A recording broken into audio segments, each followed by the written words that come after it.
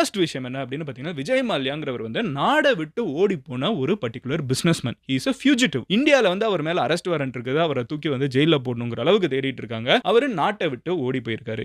எதுக்கு இவர் நாட்டை விட்டு ஓடி போகணும் அப்படின்னு பார்த்தீங்கன்னா, நம்ம ஒரு சின்ன ஃபிளாஷ்பேக் போட்டு பார்ப்போம். விஜய் மால்யா வந்து ஒரு மிகப்பெரிய பணக்காரரான ஒரு மிகப்பெரிய சரக்கு கம்பெனியோட ஓனருக்கு வந்து அவர் பிறகுறாரு. பிறந்த காலகட்டத்தில இருந்தே பார்த்தீங்கன்னா, he is a very flashy man. ஓகேவா? சின்ன வயசுல இருந்தே பார்த்தீங்கன்னா, அவருக்கு வந்து ஆட்டோமொபைல்ஸ் பிடிக்கும். பயங்கரமா டேட் பண்ணியிருக்காரு. எல்லாமே இருக்கக்கூடிய ஒரு ஒரு ராஜா வீட்டு கண்ணுக்குட்டிம்பாங்கல்ல, அந்த மாதிரி தான் அவரு பொறந்து வளர்ந்தாரு. அவர் பாட்காஸ்ட்ல வந்துட்டு நான் ரொம்ப நார்மலா வளர்ந்தேன்னு அவர் சொல்ற விஷயமே வந்து அன்னைக்கு இருந்த இந்தியாவுக்கு ரொம்ப லக்ஸூரியஸான விஷயங்கள் தான். So coming back to topic என்னன்னு பார்த்தீங்கன்னா, அப்படி வளர்ற விஜய் மால்யா வந்து ரொம்ப சின்ன வயசுலயே அவங்க அப்பா இறந்த உடனே மிகப்பெரிய ஒரு இண்டஸ்ட்ரியை வந்து அவர் ஹெட் பண்ண வேண்டியது இருக்குது. அப்படி வர்றப்ப பயங்கரமா ரீபிராண்ட் பண்றாரு. அவரோட சொந்த முயற்சியில இந்தியால ஃபேமஸான பிராண்ட்ஸ் என்னென்ன அப்படின்னு பார்த்தீங்கன்னா, கிங்ஃபிஷரோட ஆல்கஹால் டிவிஷன் கம்ப்ளீட்டா கிங்ஃபிஷர் இன்னைக்கு வரைக்கும் கிங்ஃபிஷர்னு சொன்னா நம்மளுக்கு தண்ணியுமே